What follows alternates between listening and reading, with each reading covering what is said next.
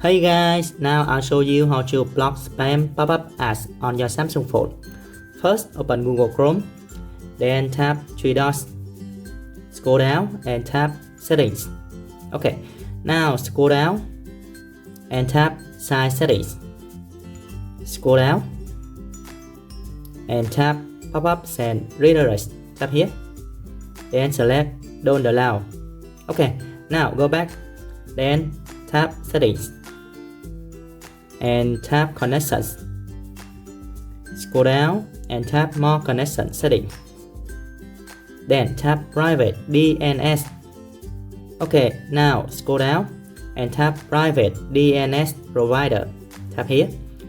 Then click here and enter dns.adguide.com. Then click Save. And that's it. Thank you for watching.